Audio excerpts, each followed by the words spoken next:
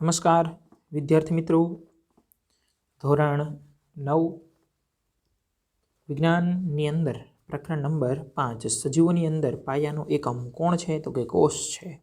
એટલે આપણે જે છે આ ચેપ્ટરની અંદર કોષ વિશે અભ્યાસ કરવાનો છે.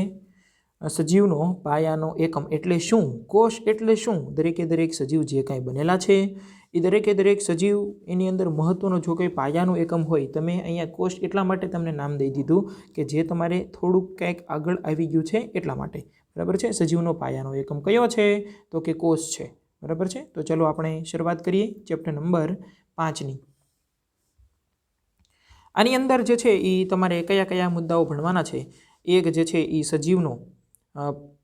સજીવ જે છે એ શેના બનેલા હોય છે, કોષનું બંધારણનું આયોજન કેવું હોય છે, કોષ રસપટલ કેવી હોય છે, કોષ દિવાલ, કોષ કેન્દ્ર અને કોષ રસ અને કોષીય અંગિકાઓ કઈ કઈ અંગિકાનો સમાવેશ થાય છે, એ દરેકે દરેક વિશે આપણે અભ્યાસ કરવાનો છે. ઓકે,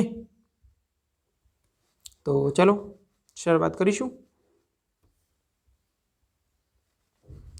પહેલાં તો કોષ વિશે માહિતી આપી જ કોને, આપણે કોષ અહીંયા જે ભણવાનું છે એના વિશે માહિતી કોને આપેલી, રોબર્ટ હુક નામના વૈજ્ઞાનિકે, જેનો ફોટોગ્રાફ તમને અહીંયા બાજુમાં દર્શાવેલો છે. આ ભાઈએ કોષ વિશે સૌપ્રથમ માહિતી જે છે આપેલી છે.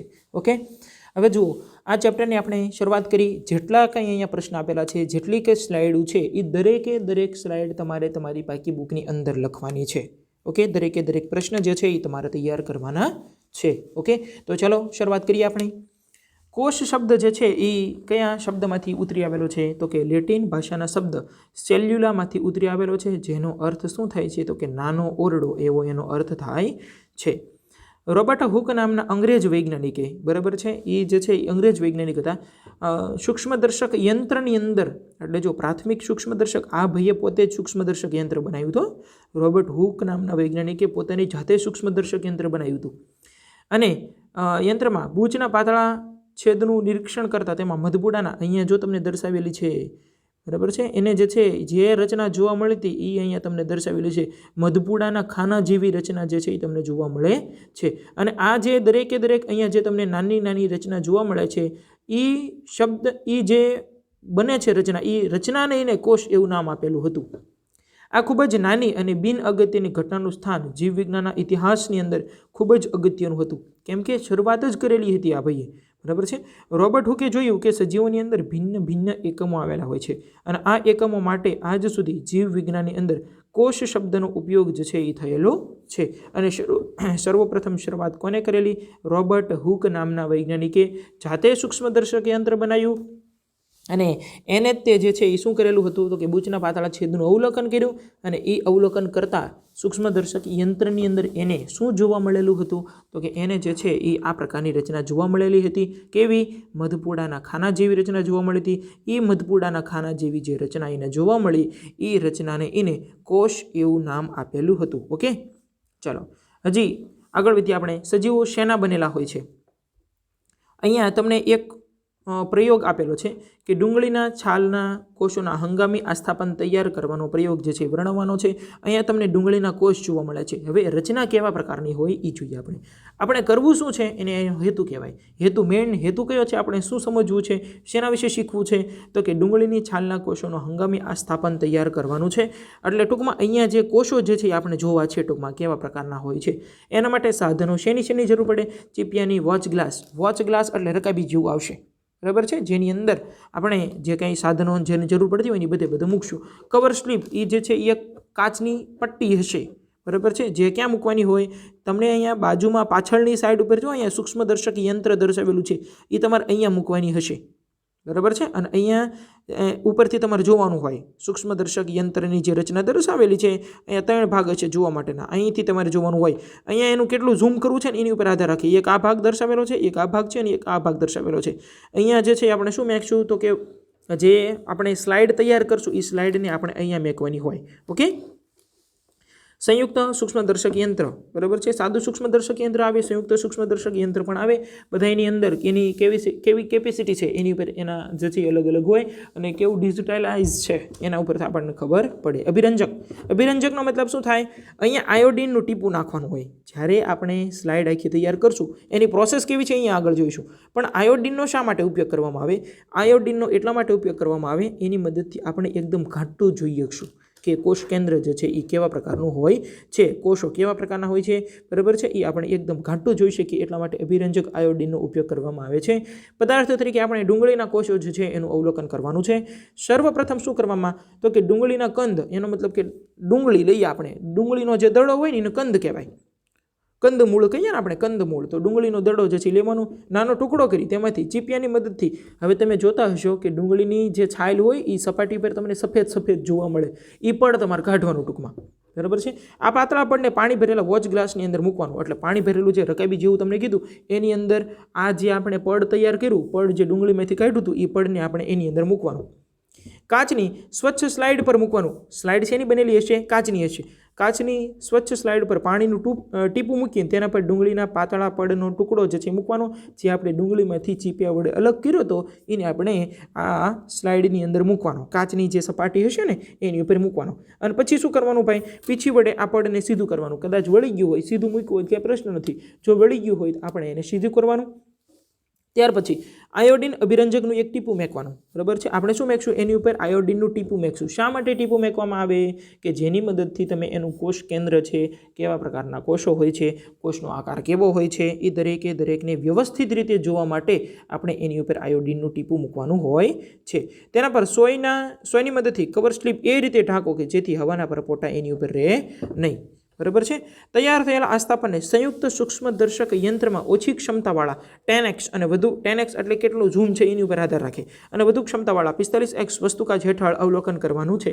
એટલે એ જે અહીંયા તમને માઇક્રોસ્કોપ આપેલું છે, સૂક્ષ્મદર્શક યંત્ર જે આપેલું છે એની ઉપર કેટલું, અહીંયા જે 3 ભાગ હોય ને આવડા 1, 2 અને 3 અહીંયા પાછળ છે, બરાબર છે. એનું એ ઝૂમ માટે હોય કે ભાઈ કેટલું તમારે સૂક્ષ્મ જોવું છે એના માટે તમારે 3ને અલગ અલગ ફેરવીને તમારે જોવાનું. તો કેટલું આપેલું છે? શરૂઆત ક્યાં થઈ પડે? 10x થી શરૂઆત થઈને 45x સુધીનું જે કેપેસિટી હોય એટલા ઈવડા સૂક્ષ્મદર્શક યંત્રનો તમારે ઉપયોગ કરવાનો છે. ઓકે. અવલોકન. હંગામી સ્લાઇડમાં જો જે તમને શબ્દ આપેલો છે હંગામી સ્લાઇડ, એટલે થોડા સમય પૂરતું હોય ને એમ કહેવાય હંગામી ધોરણે તૈયાર કર્યું આપણે. હંગામી સ્લાઇડ જે છે આપણે તૈયાર કરેલી છે, બરાબર. એટલે ટૂંક સમય માટે, એમ કહેવાનો મતલબ શું છે? ટૂંક સમય માટે. હંગામી સ્લાઇડમાં નાના મોટા ખાના સ્વરૂપે કોષની રચના તમને જોવા મળે છે, જે તમને આકૃતિ એની અંદર દર્શાવેલી છે. આ શું છે ભાઈ? આ એનું કોષ છે. કોષની અંદર જે તમને અહીંયા લાલ લાલ ટપકા જે જોવા મળે એ એનું કોષ કેન્દ્ર દર્શાવે છે, જે અહીંયા તમને જોવા મળે છે કોષનું કેન્દ્ર. એની ફરતે જે છે એનું કોષ રસને એ પ્રકારની રચના આવેલી હશે. બધી સંરચનાઓ જે છે એ તમને એક સરખી જોવા મળે છે, અને આ બધી સંરચનાઓ મળી અને શલ્કી આવરણ એક પાતળું આવરણ જે છે એની રચના કરે છે, બરાબર છે. અને ઘણા બધા આવરણો આવા ભેગા થાય અને આખી ડુંગળી બનતી હોય છે, બરાબર છે. આ રીતના તમે કદાચ જે તમે ડુંગળીનું અહીંયા મૂક્યું ને એની જગ્યાએ કદાચ જો તમે ગાલના કોષો જુઓ ને, ગાલ આપણો જે ગાલ છે એની અંદર કેવા કોષ આવેલા હોય છે તો એ પણ તમે લઈ શકો, બરાબર છે. એક જે છે ચમચીની મદદથી આપણા મોંની અંદર જે ગાલની સાથે તમારે ઘસવાની ચમચી, અને એમાંથી જે તમને પદાર્થ મળે ને એ પદાર્થને તમારે કેની ઉપર મેકવાનું? જે અહીંયા સ્લાઇડ મૂકવાની હોય, જે સૂક્ષ્મદર્શક યંત્ર છે એની વાત કરું છું. અહીંયા જે આપણે ઓલી કાચની સ્લાઇડ લીધી હતી, એક સ્લાઇડ લેવાની, એની ઉપર આવડા ગાલના કોષનું જે તમને ઓલું પદાર્થ કીધું ને એ મૂકવાનો, એની ઉપર ફરીવાર બીજી કાચની સ્લાઇડ મૂકવાની, અને પછી તમારે જે છે આ માઇક્રોસ્કોપની અંદર જુઓ તો એની અંદર પણ આ પ્રકારની રચના તમને જોવા મળે છે, બરાબર છે. એનો મતલબ એવો થાય કે કોઈ પણ શરીર હોય બધાની અંદર કોષની રચના આવેલી હોય છે. તમને કેવું અવલોકન જોવા મળે છે જોઈએ આપણે. શું જોવા મળ્યું એ જોવાનું છે આપણે, કે હંગામી સ્લાઇડની અંદર નાના મોટા ખાના સ્વરૂપે કોષની રચના જોવા મળે છે, અને બધી સંરચનાઓ જે છે એ કેવી જોવા મળે છે? એક સરખી જોવા મળે છે. આ બધી સંરચનાઓ મળી અને ડુંગળીનું આવરણ તૈયાર કરે છે, ડુંગળીનું પડ જે છે એ બનાવવાનું કામ કરે છે. નિર્ણય. ડુંગળીના કોષો એક સમાન સંરચના ધરાવે છે અને ડુંગળીનો આકાર સાથે તેનો કોઈ સંબંધ નથી. કદાચ ડુંગળી નાની હોય, મોટી હોય, બરાબર છે, લીલી ડુંગળી હોય કે સૂકી ડુંગળી હોય એમાં કાંઈ ફેર પડે નહીં, પરંતુ જે ડુંગળી હશે એની અંદર તમને દરેક કોષો આ પ્રકારના જે આકૃતિમાં દર્શાવેલા છે એ પ્રકારના તમને કોષો જોવા મળે છે. ઓકે. એની પછી આપણે આગળ વધીએ. એકકોષી અને બહુકોષી સજીવ. એક કોષીની અંદર અમીબા ડાયરેક્ટ આવશે અને એ બહુકોષી સજીવ તો આપણે બધા.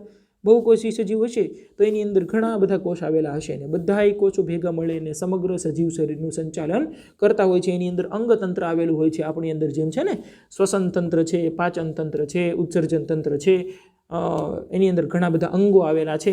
જ્યારે એમીબાની અંદર શું, અમીબા પહેલાં તો કેવી છે, અમીબાનો આકાર અનિયમિત છે. એનો મતલબ કે તમે ગમે એવી આકૃતિ દોરો સાચી જ પડે, બરાબર છે. એટલે અમીબા છે, જો અહીંયા ઘણા બધા એના આપણે લાઇનમાં જોતા જઈએ ક્રમશઃ, અને એ સિવાયની જે કંઈ માહિતી છે એ પણ તમને કહેતો જઈશ. માઇક્રોસ્કોપની શોધ પછી એવું જાણી શકાયું કે એક જ કોષ સમગ્ર સજીવનું નિર્માણ કરે છે. સજીવો ના બે પ્રકાર છે, એક કોષી સજીવ અને બહુકોષી સજીવ. એક કોષી સજીવ એટલે દાખલા તરીકે બેક્ટેરિયા છે, ક્લેમિડોમોનાસ છે, અમીબા છે, પેરામિશિયમ. પેરામિશિયમ એટલે એનો આકાર કેવો હોય છે, ચપ્પલ જેવો આકારનું હોય છે. યષ્ટ સિવાયની ફૂગ છે, વનસ્પતિ છે, પ્રાણી છે, બધાની અંદર શું આવેલું હોય છે તો કે કોષ આવેલા હોય છે. અને ઘણા બધા કોષો થાય અને સમગ્ર સજીવ શરીરનું સંચાલન થતું હોય છે. અને ઘણા બધા કોષો જે છે એ દિવસ દરમિયાન ઘણા બધા નાશ પામતા હોય છે અને દિવસ દરમિયાન ઘણા બધા ઉત્પન્ન પણ થતા હોય છે. એક જ કોષ બધા કાર્ય કરી સંપૂર્ણ સજીવ તરીકે વર્તે છે. એનો મતલબ કે આનું હેન્ડલિંગ કોણ કરે, એક જ કોષ કરે. અને એક જ જે છે એ સજીવ એક જ કોષ રહ્યો એ આખા સજીવનું સંચાલન કરતો હોય. એને શ્વાસોશ્વાસની પ્રક્રિયા કરવાની હોય, એને પાચન કરવાનું હોય, એને જ ઉત્સર્જન કરવાનું હોય, જરૂરી હોય એવો ખોરાક રાખવાનો હોય, બાકીનો દૂર કરવાની ક્રિયાને ઉત્સર્જન તરીકે ઓળખીએ છીએ. એટલે ટૂંકમાં શું કે એને પાચનથી શરૂઆત કરી, ખોરાક ગ્રહણ કરવાની ક્રિયા છે, શરીરમાંથી દૂર કરવાની ક્રિયા છે, એ બધી ક્રિયા એક જ કોષ કરતો હોય. એના ઉદાહરણ બેક્ટેરિયા, ક્લેમિડોમોનાસ, અમીબા, પેરામિશિયમ આ તમારે યાદ રાખવાના છે. જ્યારે બહુકોષી સજીવો કયા છે તો કે યષ્ટ સિવાયની ફૂગ, વનસ્પતિ અને પ્રાણીઓ. એક જ સજીવના શરીરની અંદર ઘણા બધા કોષો ભેગા થઈ અને જુદા જુદા કાર્ય કરવા માટે વિવિધ પેશી અને અંગતંત્રની રચના આવેલી હોય છે. જેમ કે અંગતંત્ર કયા તો કે એની અંદર જે છે એ દાખલા તરીકે આપણે જોઈએ કે હાથ છે, પગ છે, આપણું મોઢું છે, બરાબર છે, પછી આંગળીઓ છે, એ બધા જે છે શું છે તો કે અંગ છે. અંગતંત્રની રચનાની અંદર આવેલી હોય છે. શ્વસન તંત્ર આવેલું હોય છે, પાચન તંત્ર આવેલું હોય છે, શ્વાસોશ્વાસની ક્રિયા કરવી હોય તો ફેફસાની રચના આવેલી હોય છે. તો આ દરેક ક્રિયા જે છે એ બહુકોષી સજીવની અંદર થતી હોય છે. એક કોષી સજીવની અંદર વિભાજન દ્વારા તેના જેવી જ સંતતિનું નિર્માણ કરે છે. કઈ પ્રક્રિયા દ્વારા? વિભાજનની પ્રક્રિયા દ્વારા. એક કોષમાંથી બીજા કોષનું નિર્માણ થતું હોય છે. બહુકોષી સજીવની અંદર એક જ કોષમાંથી નિર્માણ પામતા હોય છે. જ્યારે આની અંદર શું હશે, તેના જેવી સંતતિનું નિર્માણ જે છે એ થતું હોય છે. પણ જ્યારે તમે પ્રજનન પદ્ધતિ શીખશો એ વખતે તમારે આના વિશે વધારે ડિટેલની અંદર આવશે. ઓકે, દરેક સજીવની અંદર કોષ વિભાજન થઈ તેવા જ પ્રકારના કોષો ઉત્પન્ન કરે છે. એટલે પહેલાં પિતૃ પેઢીની અંદર જે પ્રકારના કોષો હશે એની જેવા જ નવા કોષોનું નિર્માણ થતું હોય છે. આમ બધા કોષો પૂર્વ અસ્તિત્વવાળા કોષમાંથી ઉત્પન્ન થાય છે. પહેલાં જેવા પ્રકારના કોષ હશે એમાંથી નવા કોષોનું નિર્માણ થતું હોય છે. તમને ઘણી બધી આકૃતિ દર્શાવેલી છે જેની અંદર આ જે છે એ ચરબીનો કોષ છે. મેદ કોષનો મતલબ શું થશે? ચરબીનો કોષ દર્શાવેલો છે. ઓકે, એટલે આ જે છે એ ચરબીનો કોષ છે. બીજું જે તમને દર્શાવેલ છે અરેખિત સ્નાયુ તંતુ આવેલા છે. અરેખિત સ્નાયુ, પછી હૃદ સ્નાયુ, આવા બધા રેખિત સ્નાયુ, આ બધાય આપણે આની પહેલાં કયું ચેપ્ટર નંબર 7 જે અભ્યાસ કરેલો હતો એની અંદર આપણે જોઈએ છીએ. રેખિત સ્નાયુ છે, રેખિત સ્નાયુ છે, એની અંદર શેનો સમાવેશ થાય છે, કેવા પ્રકારના કોષો આવેલા હોય છે, એ દરેક વિશે આપણે માહિતી મેળવેલી છે. ઓકે, ચાલો હવે એની પછી જે તમને અહીંયા આગળ દર્શાવેલો છે ચેતાકોષ. જો ચેતાકોષની આકૃતિ તમને કીધું 2 માર્કની અંદર તમને પૂછી શકાય. જે આ જે રચના રહે એને શું કહેવાય ભાઈ? ચેતાંત. શું નામ થશે? ચેતાંત અથવા તો ચેતાતંતુઓ. આ જે તમને વાદળી કલરના અહીંયા નાના દર્શાવેલા છે, નાના ટુકડા જેવી રચના આપેલી છે, એને શેના તરીકે ઓળખવામાં આવે છે? અક્ષતંતુ તરીકે ઓળખવામાં આવે છે. અને અહીંયા જે તમને આ જે તાતણા જેવી રચના દર્શાવેલી છે એને આપણે શિખાતંતુ તરીકે ઓળખીએ છીએ. બરાબર છે. પછી આ જે તમને દર્શાવેલા છે એ શું છે? રુધિર કોષો છે. અહીંયા જે તમને દર્શાવેલ છે એ શું છે ભાઈ? શુક્રકોષ દર્શાવેલો છે. આ જે છે એ હાડકાનો કોષ છે, અસ્થિકોષ. અને આ જે છે એ અંડકોષ છે. આ શુક્રકોષ જે છે એ પુરુષની અંદર જોવા મળે છે અને આ અંડકોષ જે છે એ સ્ત્રીની અંદર જોવા મળે છે. ઓકે, એની પછી આપણે આગળ વધીએ કે સજીવોની અંદર કાર્ય અથવા તો શ્રમની વહેંચણી જે છે એ કઈ રીતે થયેલી હોય છે. હવે જો એક કોષી સજીવ હશે તો એની અંદર બધા કાર્ય કરવા માટે એક જ કોષ હોય છે, જ્યારે બહુકોષી સજીવ હશે તો ઘણા બધા કોષો ભેગા થઈ અને સમગ્ર સજીવ શરીરનું સંચાલન કરતા હોય છે. શ્રમ વિભાજનનો મતલબ કામની વહેંચણી કેવા પ્રકારે થયેલી હોય છે એના આધારે એના પ્રકાર જે છે પાડવામાં આવેલા હોય છે. એક કોષી સજીવ હોવાથી તેમાં ઉચ્ચ સજીવોની માફક પેશી અંગ તંત્ર સ્વરૂપી આયોજન જોવા મળતું નથી, પરંતુ ચોક્કસ કાર્ય કરવા માટે ચોક્કસ કોષીય અંગિકાઓ એની અંદર આવેલી હોય છે. કોષમાં ચોક્કસ દ્રવ્યોનું નિર્માણ, અન્નકણોનું પાચન, કોષમાંથી ઉત્સર્ગ દ્રવ્યોનો મતલબ શું થશે? વધારાનો કચરો કે જે અપાચિત હોય કે શરીર માટે નકામો હોય, શરીરમાંથી નકામા કચરાને દૂર કરવા માટેનું જે દ્રવ્ય છે એને ઉત્સર્ગ દ્રવ્ય તરીકે ઓળખવામાં આવે છે અને એના માટેનું તંત્રને ઉત્સર્જન તંત્ર તરીકે ઓળખવામાં આવેલ છે. વગેરે કાર્ય ચોક્કસ અંગિકાઓ વડે થતા હોય છે. બરાબર છે. કોની અંદર? એક કોષી સજીવની અંદર. બહુકોષી સજીવ હશે તો એની અંદર અંગો આવેલા હશે. બહુકોષી સજીવની અંદર કાર્ય કરવા માટે શ્રમ વિભાજન થયેલું જોવા મળે છે. મનુષ્ય શરીરના જુદા જુદા ભાગો જુદા જુદા કાર્ય કરે છે. જેમ કે હૃદય જે છે એ રુધિર પરિવહનનું કાર્ય કરે છે, જઠર જે છે એ ખોરાકના પાચનનું કાર્ય કરે છે, ખોરાકને વલોવવાનું કાર્ય કરે છે. આવા સજીવોમાં કોષોનો આકાર પણ કેવા હોય છે? નિશ્ચિત હોય છે. જેમ કે ચેતાકોષ છે, રક્તકણ છે, વિવિધ પ્રકારના સ્નાયુ કોષો છે. આમ એક કોષી સજીવની અંગિકા સ્તરે, જ્યારે બહુકોષી સજીવની અંદર પેશી અંગ કે તંત્ર કક્ષાએ જે છે એનું શ્રમ વિભાજન થયેલું જોવા મળે છે. બરાબર છે. આ પ્રકારની રચના એની અંદર આવેલી હોય છે. એની પછી આપણે આગળ વધીએ એટલે ટૂંકમાં અહીંયા જે એક કોષી સજીવ છે તમારે બધા મુદ્દાઓ તમારે તમારી પાકી બુકની અંદર લખવાના છે. ઓકે. ટૂંકમાં અહીંયા જે કાંઈ કીધું તમને, એક કોષી સજીવ હશે તો એક કોષી સજીવની અંદર એક જ કોષ આવેલો હશે, બધું કામ એક કોષને કરવાનું એમ. અને બહુકોષી સજીવ હશે તો બહુકોષી સજીવની અંદર અંગતંત્રની રચના આવેલી હોય છે. ઘણા બધા અંગો જે છે આવેલા હોય છે. બધાય અંગોને અલગ અલગ કામ સોંપવામાં આવેલું હોય છે અને દરેકને અલગ અલગ કાર્ય કરવાના હોય છે. એની પછી આપણે આગળ વધીએ, કારણ આપીએ કે કોષને સજીવનો બંધારણીય એકમ તેમજ ક્રિયાત્મક એકમ. આ પ્રશ્ન તમને પરીક્ષાની અંદર 2 માર્કની અંદર પૂછી શકાય ખરો. બરાબર છે. આ પ્રશ્ન એટલે આઈએમપી પ્રશ્ન છે, તૈયાર કરી નાખજો.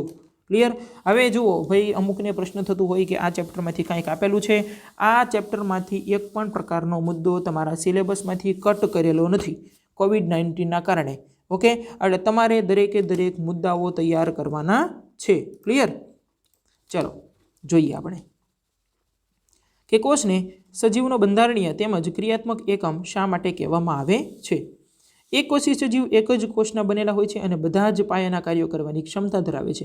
જો એક જ કોષ હોય તો એને બધાય કામ કરવાના, જ્યારે બહુકોષી સજીવ હોય તો એના માટે અંગતંત્રની રચના આવેલી હશે, બધાય અંગોને અલગ અલગ કામ કરવાના હોય છે. બરાબર છે. ઉચ્ચ કક્ષાના બહુકોષી સજીવો પેશી અંગ કે તંત્ર કક્ષાનું આયોજન ધરાવતા હોવા છતાં તેમના જીવનની શરૂઆત ફલિતાંડથી થાય છે. ફલનથી શરૂઆત થાય. નાનું એવું બીજ હોય ને, એ બીજમાંથી જે છે એનો વિકાસ થતો હોય છે. બરાબર છે. મનુષ્યની અંદર જેમ ગર્ભ હોય તો ગર્ભની અંદર ધીમે ધીમે એનો વિકાસ થતો હોય છે. મૂળ શું છે? કોષ છે ને. એ 2 કોષ ભેગા થાય ત્યારે એક નવો યુગ્મન જે છે એનું નિર્માણ થતું હોય છે. ફલિતાંડ ફલન થતું હોય છે. બહુકોષી સજીવની અંદર શ્વસન, પ્રકાશ સંશ્લેષણ, પ્રજનન વગેરે કાર્યો જે છે એ કોષીય સ્તરે તમને જોવા મળે છે. આથી કોષને ટૂંકમાં મેઇન બધાની અંદર મૂળની અંદર શું છે તો કે મૂળની અંદર કોષો આવેલા હોય છે. બરાબર છે. એટલા માટે જ તે કોષને સજીવનો બંધારણીય અને ક્રિયાત્મક એટલા માટે કે દરેક ક્રિયા કરવા માટે જવાબદાર કોણ છે તો કે આ પ્રકારના કોષો એના માટે જવાબદાર છે. કોષ જે છે એ શેના બનેલા હોય છે? કોષનું બંધારણનું આયોજન કેવા પ્રકારનું હોય છે? કોષના મુખ્ય 3 રચનાત્મક ભાગ જોવા મળે છે. પહેલું કયું તો કે કોષ રસપટલ, બીજું જે છે એ કોષ કેન્દ્ર અને ત્રીજું જે છે એ કોષ રસ. આ જે છે એના 3 ભાગો જે છે એ તમને જોવા મળે છે. ઓકે. કોષરસ પટલનું સ્થાન, લાક્ષણિકતા, મેઇન તમને ભાઈ એમ કે કોષના કેટલા ભાગો છે, મહત્વના અગત્યના 3 ભાગો જે છે એ તમને જોવા મળેલા છે, જે અહીંયા તમને આકૃતિની અંદર દર્શાવેલા છે. બરાબર છે. કોષરસ પટલ, કોષના મુખ્ય 3 રચનાત્મક ભાગો જણાવો. પરીક્ષાની અંદર કેમ એ કહે તો કઈ રીતના લખવાનું? કોષરસ પટલ, કોષ કેન્દ્ર અને કોષ રસ. ઓકે. કોષરસ પટલનું સ્થાન, લાક્ષણિકતા અને કાર્ય જે છે એ આપણે લખવાના છે. જોઈએ આપણે કોષરસ પટલનું સ્થાન. કોષરસ સ્તર એ કોષરસનું સૌથી બહારનું આવરણ. કોષરસ સ્તર જે છે એ ક્યાં છે તો કે સૌથી બહારનું આવરણ, કે જેને આપણે શેના તરીકે ઓળખીએ છીએ? કોષરસનું સૌથી બહારનું આવરણ એટલે કોષરસ સ્તર. પ્રાણી કોષની અંદર તે સૌથી બહારના સ્તર તરીકે હોય છે, જ્યારે વનસ્પતિની અંદર તે કોષ દિવાલ જે હોય એની અંદરની તરફ આવેલું હોય છે. એટલે તમારે યાદ શું રાખવાનું છે? કોષરસ સ્તર જે છે એ ક્યાં? તો કે કોષરસનું સૌથી બહારનું. પરંતુ જ્યારે વનસ્પતિ કોષ હશે તો વનસ્પતિ કોષની અંદર કોષ દિવાલ પહેલાં આવે ને એની પછી જે અંદર હોય એને આપણે કોષરસ તરીકે ઓળખીએ છીએ. બરાબર છે? કોષરસ સ્તર તરીકે ઓળખીએ છીએ. બરાબર છે? કોષરસ પટલ તરીકે પણ ઓળખીએ છીએ. એની લાક્ષણિકતા કેવી છે? તો કે કોષ રસ સ્તર જે છે એ જીવંત, પાતળું, સ્થિતિસ્થાપક એટલે આપણે વાળી શકીએ એ પ્રકારનું હોય છે, નાજુક હોય છે. પસંદગીમાન પ્રવેશશીલ પટલ, આ એક અગત્યનો અને મહત્વનો અહીંયા જે તમને આપેલ છે ને પસંદગીમાન પ્રવેશશીલ પટલ અથવા તો તમને આપેલ છે કલા, આનો મતલબ શું થાય? જોઈએ આપણે. ચલો, પસંદગીમાન પ્રવેશશીલ પટલ તરીકે શા માટે ઓળખવામાં આવે છે? કારણ કે દાખલા તરીકે કોઈ પદાર્થ છે એની અંદર જે છે દાખલા તરીકે ઓક્સિજન જ છે, તો ઓક્સિજનને શરીરની અંદર દાખલ થવું હોય ને તો એ કેમથી પ્રવેશવું પડે? અહીંયા જે કોષરસ પટલ છે ને એમાંથી પ્રવેશવું પડે. દાખલા તરીકે કોષમાંથી વધારાનો જે કચરો એને દૂર થવું હોય અથવા તો શરીરની બહાર નીકળવું હોય તો એને શેમાંથી પસાર થવાનું હોય છે? કોષરસ પટલમાંથી. એનો મતલબ કે શરીર માટે જે જરૂરી દ્રવ્યો હોય એને શરીરની અંદર દાખલ થવામાં અથવા તો શરીરમાંથી બહાર નીકળવા માટે પણ શેમાંથી પસાર થવું પડે છે? કોષરસ સ્તરમાંથી પસાર થવું પડે છે, કોષરસ પટલમાંથી પસાર થવું પડે છે. અને એટલા માટે એને પસંદગીમાન પ્રવેશશીલ પટલ તરીકે ઓળખવામાં આવે છે. હવે જુઓ, પરીક્ષાની અંદર તમને એમ પણ કહીએ કે ભાઈ કોષરસ પટલને પસંદગીમાન પ્રવેશશીલ પટલ શા માટે એના નામે ઓળખવામાં આવે છે? તો તમારે શું લખવાનું? કે કોષની અંદર પ્રવેશતા અને કોષમાંથી બહાર નીકળતા દરેકે દ્રવ્ય જે છે એ કોની પરવાનગી મેળવવી પડે છે? આ જે છે એ કોષરસ પટલની પરવાનગી મેળવવી પડે છે. અને એટલા માટે જ તે એને પસંદગીમાન પ્રવેશશીલ પટલ, પ્રવેશ આપે અને બહાર નીકળવા માટે મદદરૂપ થાય. જરૂરી હોય તો જ બહાર નીકળવા દે. એટલે ટૂંકમાં ગેટકીપરનું કામ કરે આ. બરાબર છે? ચલો જોઈએ હવે આપણે આગળ. કાર્ય, કોષને તેના બાહ્ય પર્યાવરણથી અલગ રાખે છે, બાહ્ય પર્યાવરણથી અલગ રાખવાનું કાર્ય કરે છે. કોષના અંદરના દ્રવ્યને આવરણ પૂરું પાડે છે. કોષ રસ અંદરનું જે દ્રવ્ય હશે, કોષની અંદર જે કંઈ દ્રવ્ય આવેલું હોય છે, કોષ રસ ને કોષ સ્તર, રસ સ્તર, તો એને જે છે આવરણ પૂરું પાડવાનું અંદર આવરણ જે છે એ પૂરું પાડે છે. કોષ રસ સ્તરનું મુખ્ય કાર્ય કોષમાં પ્રવેશતા અને કોષમાંથી બહાર નીકળતા દ્રવ્યોનું નિયમન કરે. ચલો આવી ગયું ભાઈ, તમને હજી અત્યારે કીધું હતું કે કોષમાં પ્રવેશતા અને કોષમાંથી બહાર નીકળતા દરેક દ્રવ્યનું નિયમન કોણ કરે છે? કોષ રસ પટલ જે છે એનું નિયમન કરે છે. અને એના લીધે જ તે એને શેના તરીકે ઓળખવામાં આવે છે? પસંદગીમાન પ્રવેશશીલ પટલ તરીકે ઓળખવામાં આવે છે. બરાબર છે? આ તમારે યાદ રાખવાનું છે. ઓકે, ચલો હવે આપણે આગળ વધીએ. ઓક્સિજન અને કાર્બન ડાયોક્સાઇડ જેવા વાયુઓ પ્રસરણ દ્વારા કલામાંથી પસાર થાય છે. કલા એટલે શું ભાઈ? પસંદગીમાન પ્રવેશશીલ પટલ. બરાબર છે? આને શેના તરીકે ઓળખવામાં આવે છે? કલા તરીકે પણ ઓળખવામાં આવે છે. પ્રસરણનો મતલબ જો અહીંયા એક શબ્દ તમને આપેલો છે ને, પ્રસરણ, જે તમારે ચેપ્ટર નંબર 6 ની અંદર શબ્દ આવી ગયો છે પ્રસરણ. પ્રસરણ એટલે શું? તો કે જેની સાંદ્રતા વધારે હશે એનાથી ઓછા તરફનું વહન, કે જેને આપણે પ્રસરણ તરીકે ઓળખીએ છીએ. બરાબર છે? દાખલા તરીકે તમારી અંદર કાર્બન ડાયોક્સાઇડનું પ્રમાણ વધી જાય તો તમે ઉચ્ચ શ્વાસ દ્વારા કાર્બન ડાયોક્સાઇડને દૂર કરવાની ક્રિયા એને પ્રસરણ તરીકે ઓળખવામાં આવે. અથવા બીજું કે કદાચ વાતાવરણની અંદર આપણી અંદર ઓક્સિજનનું પ્રમાણ ઘટે તો આપણે વાતાવરણમાંથી મેળવવી છે, તો એનો મતલબ કે આપણે જે શ્વાસોશ્વાસની પ્રક્રિયા રહી એ એક પ્રક્રિયા પણ પ્રસરણની પ્રક્રિયા છે. બરાબર છે? શરીર માટે જે શ્વાસ અને ઉચ્છ્વાસની પ્રક્રિયા છે એ પણ શું છે ભાઈ? તો કે એ એક પ્રસરણની પ્રક્રિયા છે. પાણીના અણુ આશ્રુતિ દ્વારા કોષરસ પટલમાંથી બહાર થાય છે. હવે જો આશ્રુતિ શબ્દ એક તમારા માટે નવો આવ્યો છે, આશ્રુતિ. બરાબર છે? આશ્રુતિના ઉદાહરણ તમને અમુક આપું કે શરીર જે કંઈ કોષ હશે, કોષની અંદર પાણી દાખલ થવાની ક્રિયા, કોષમાંથી પાણી જે છે એ દૂર થવાની ક્રિયા, એને આશ્રુતિ તરીકે ઓળખવામાં આવે છે. જે આપણે આગળ જોઈશું આશ્રુતિ વિશે વધારે. દાખલા તરીકે એવું ઉદાહરણ તમને એક આપું કે આપણા ઘરે ઓલી દ્રાક્ષ હોય, કાળી દ્રાક્ષની વાત કરું છું, તો કે કાળી દ્રાક્ષની અંદર આપણે જ્યારે એને આખી રાત ઉનાળાની અંદર એવું કદાચ આપણે કરતા હોઈએ. બરાબર છે? કે આપણે કાળી દ્રાક્ષને પાણીની અંદર પલાળી રાખીએ અને સવારમાં જોઈએ ને તો એ દ્રાક્ષ આખી ફૂલાઈ ગઈ હોય. એનો મતલબ કે એની અંદર પાણી દાખલ થઈ ગયું છે. તો એ પ્રકારના જે ઘટના રહે એ ઘટનાને આશ્રુતિ તરીકે આપણે ઓળખવી કે કોષની અંદર પાણી દાખલ થવાની ક્રિયા. હવે જો એની દ્રાક્ષ રહી એને તમે કદાચ જે છે એ આપણે ગરમ પાણીની અંદર નાખવામાં આવે તો શું થશે? કે એ જે છે એની અંદરથી સંકોચન થઈ જાય, પાણી જે છે એ દૂર થઈ જાય. તો એ જે ઘટના રહીને એને આપણે શેના તરીકે ઓળખીએ છીએ? આશ્રુતિ તરીકે ઓળખીએ છીએ. બરાબર છે?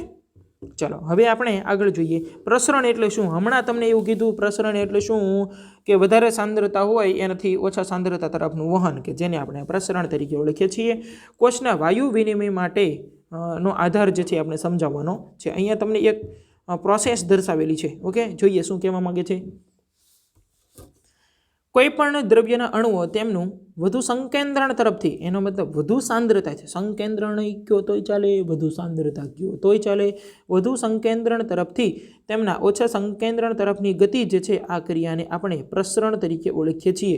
જેમ કે આપણું ઉદાહરણ તમારે યાદ રાખવાનું, હજી અત્યારે જ તમને કીધેલું હતું, તમારા શરીરની અંદર ઓક્સિજનનું પ્રમાણ ઘટે તો આપણે વાતાવરણમાંથી શ્વાસોશ્વાસની પ્રક્રિયાથી અને શ્વાસોશ્વાસની પ્રક્રિયા થઈ આપણા શરીરમાં ઓક્સિજન દાખલ કરીએ છીએ, અને આપણા શરીરની અંદર કાર્બન ડાયોક્સાઇડનું પ્રમાણ વધે તો આપણે ઉચ્છ્વાસ દ્વારા એને દૂર કરીએ છીએ.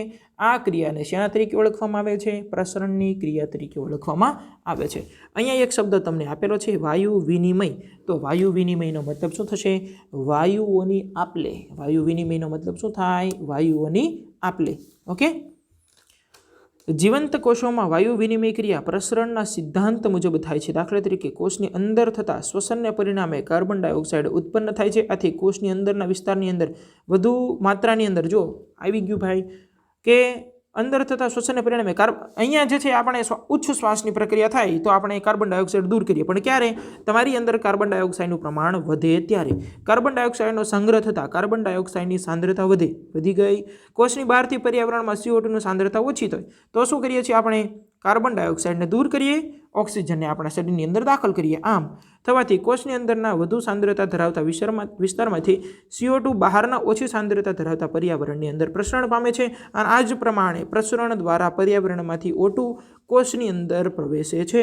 ઓકે, એટલે આપણે જે કંઈ પ્રક્રિયા શ્વાસોશ્વાસની પ્રક્રિયા કરીએ છીએ એ પણ આ જે છે વાયુ વિનિમયની પ્રક્રિયા છે. આપણે અહીંયા કોષ માટે તમને આપેલું છે, પણ આપણે કઈ રીતે યાદ રાખવાનું છે? જ્યારે આપણા શરીરની અંદર કાર્બન ડાયોક્સાઇડનું પ્રમાણ વધે છે ત્યારે આપણે કાર્બન ડાયોક્સાઇડને ઉચ્છ્વાસ દ્વારા દૂર કરીએ છીએ, અને આપણા જ્યારે ઓક્સિજનનું પ્રમાણ ઘટે ત્યારે આપણે વાતાવરણમાંથી મેળવીએ છીએ. આ પ્રોસેસ જે છે એને પ્રસરણ તરીકે ઓળખવામાં આવે છે. ક્લિયર? એટલું પહેલાં એની પછી નેક્સ્ટ જોઈએ આપણે સાંદ્રતાના આધારે દ્રાવણના પ્રકારો કેવા કેવા હોય છે. પહેલું તમને આપેલું છે સમસાંદ્ર દ્રાવણ. સમસાંદ્ર દ્રાવણ એટલે શું? પછી બીજું તમને આપેલું છે અધોસાંદ્ર દ્રાવણ, અને અહીંયા તમને આપેલું છે અધિસાંદ્ર દ્રાવણ. ઓકે, 3 શું કહેવા માગે છે જોઈએ આપણે. ચાલો, બંને દ્રાવણોની સાંદ્રતા એક સરખી હોય. પહેલાં તો જોઈએ આપણે સાંદ્રતાના ધોરણે 3 પ્રકાર છે. કેટલા? તો કે સમસાંદ્ર, અધોસાંદ્ર અને અધિસાંદ્ર દ્રાવણ એટલે શું? બીજું એક આની અંદર તમારે આ નામ રહ્યું ને જે કયું? આઇસોટોનિક. આ પણ તમારે યાદ રાખવાનું છે. આઇસોટોનિક સોલ્યુશન, આઇસોટોનિક, હાઇપોટોનિક અને હાઇપરટોનિક. ત્રીજું હજી નીચે લખેલું છે હાઇપરટોનિક. બરાબર છે? એટલે આઇસોટોનિક દ્રાવણ એટલે શું ભાઈ? હાઇપોટોનિક દ્રાવણ એટલે શું? અને હાઇપરટોનિક દ્રાવણ એટલે શું? આ 3 નામ તમારે યાદ રાખવાના છે. જો આવી ગયું હાઇપરટોનિક. ઓકે, ચાલો. સમસાંદ્ર, સમનો મતલબ શું થાય એ એટલું યાદ હોવું પડે આપણને. સમનો મતલબ શું થાય ભાઈ? સરખી સાંદ્રતા. બરાબર, શું થશે? સરખી સાંદ્રતા.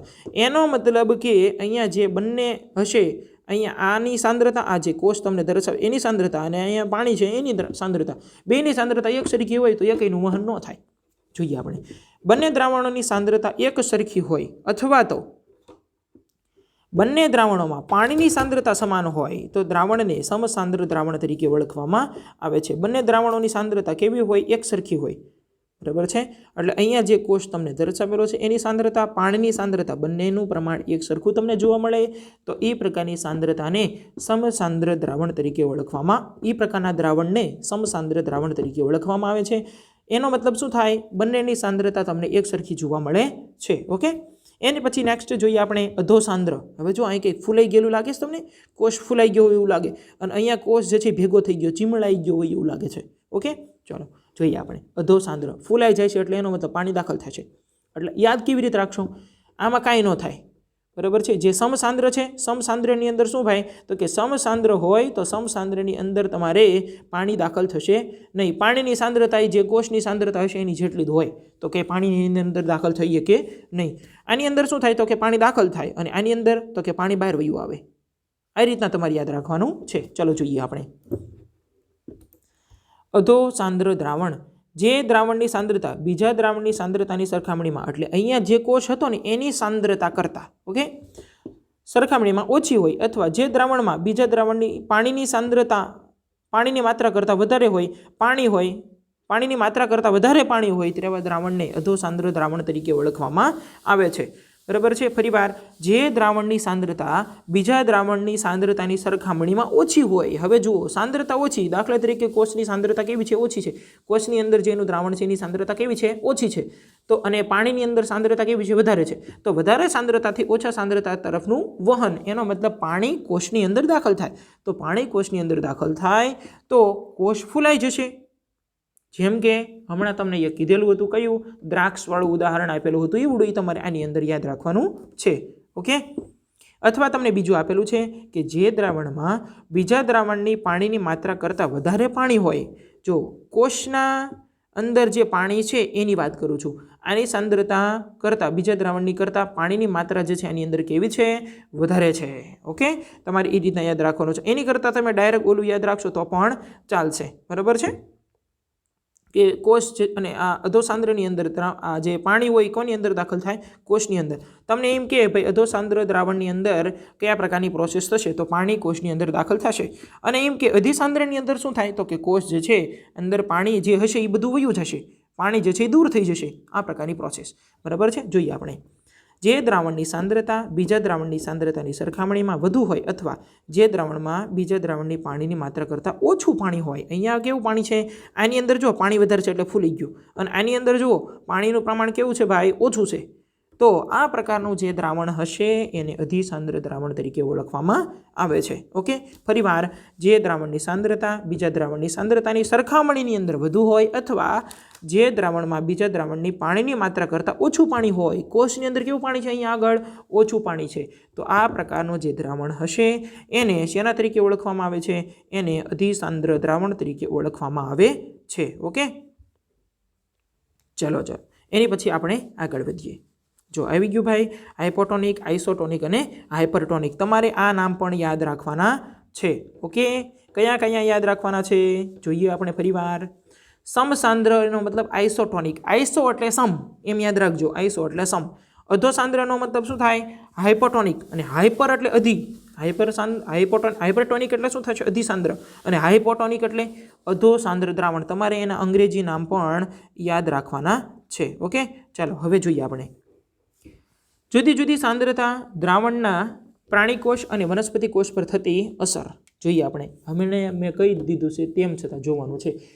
આપણે પહેલું જે જોયેલું હતું આઇસોટોનિક, આઇસોટોનિકની અંદર શું થશે તો કે એકની અંદર બેની અંદર પાણીની સાંદ્રતા એક સરખી હશે તો કાંઈ ફેર પડે નહીં, કોષની અંદર કાંઈ ફેર પડે નહીં બરાબર છે। એની પછી જે આપણે જોયું હાઇપોટોનિક બરાબર છે। હાઇપોટોનિકની અંદર શું થયો તો કે કોષ જે છે ફૂલાઈ ગયો, પાણી એની અંદર દાખલ થયું અને હાઇપરટોનિકની અંદર કોષ જે છે કેવો થયો અહીંયા જે તમને દર્શાવેલ છે કોષ જે છે ચીમળાઈ ગયો એનો મતલબ કે એની અંદરથી પાણી બહાર વયું આવ્યું ઓકે। ચલો કેવો ફેરફાર થાય જોઈએ આપણે।